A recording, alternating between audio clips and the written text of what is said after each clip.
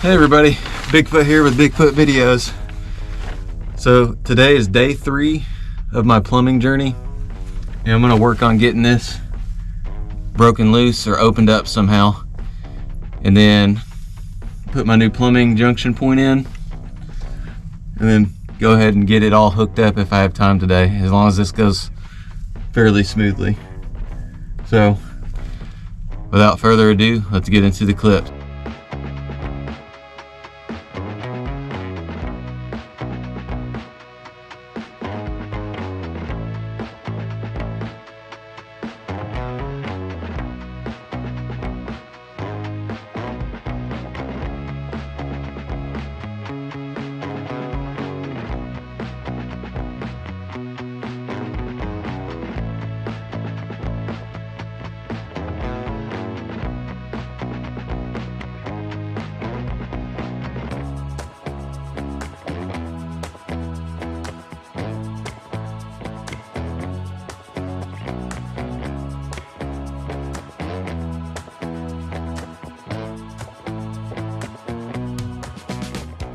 My original plan didn't go to plan, so I'm on plan, like, I guess it's considered plan C. I don't know how much I've verbalized that, but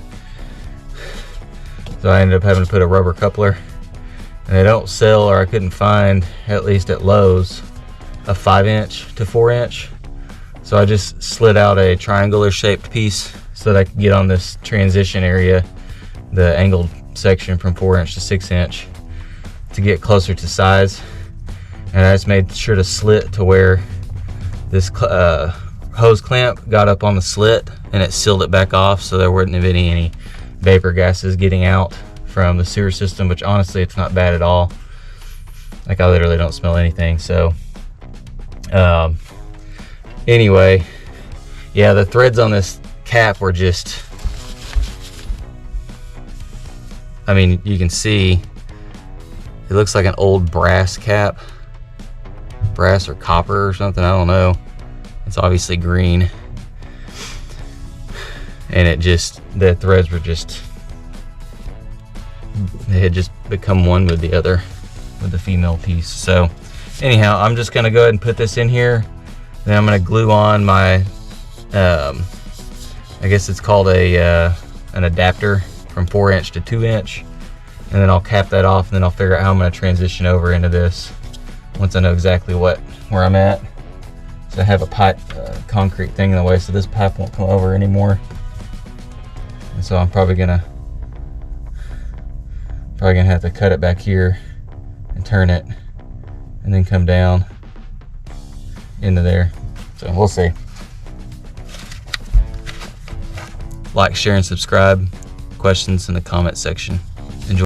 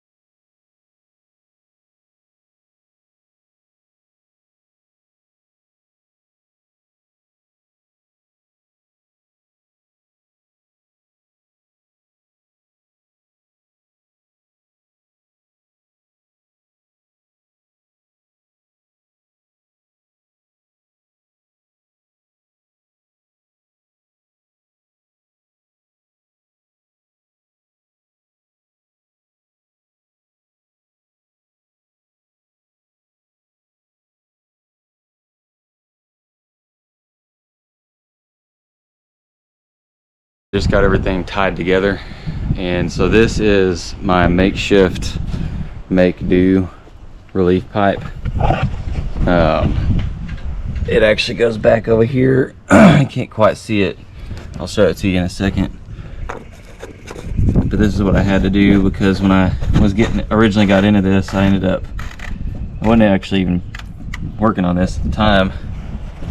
I realized the previous owner had done some, just I don't understand why he would do this, but he had the pipe that you just saw was actually not really there. He had this thing draining under the house, which is freaking crazy. So he already had some kind of a relief valve, and for whatever reason he had it draining under the house. So I went ahead and kind of did some kind of makeshift thing, best I could do at the time, just to get it to where it wasn't draining under the house. And then I installed these sanitary tees in both directions, which I did a little bit different than what I should have, but it's good enough. So that I could clean out both directions. So this pipe goes to my washing machine, which immediately comes out of the exterior wall and around the side of the house over here. And so it's currently pumping in, and it pumps up this pipe and then out, and then my sink drains in from here, and my dishwasher comes from here currently, and it would come up and out, because the original pipe went over there by the washing machine, which came from another newer pipe that connected. So that's the washing machine right there, and there's a line that runs underneath the ground right there and heads straight this way.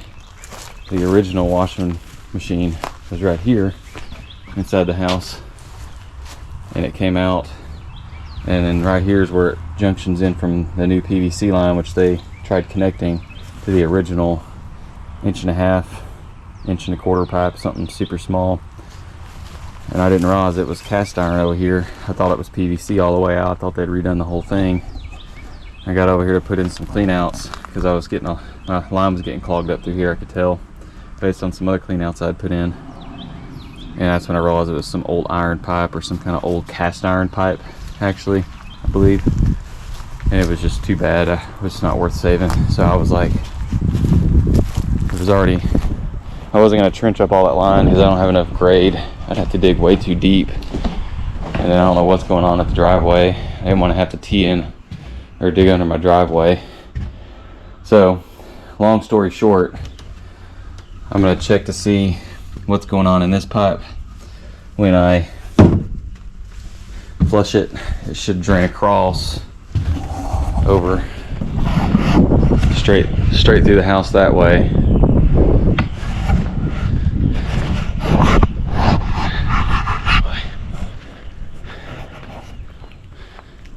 So the neighbors don't see me wondering what the heck I'm doing. I really don't care, but it's kind of funny. Anyway, so I just trenched under the house so I could put that pipe in on a straight line, and it basically just followed the grade of the land from one point to the other. I only trenched so I could see what the heck I was doing and get to it all and do it right. So it trenches from the house under that, by my grill and smoker there, and under the slab it comes over to this clean out here.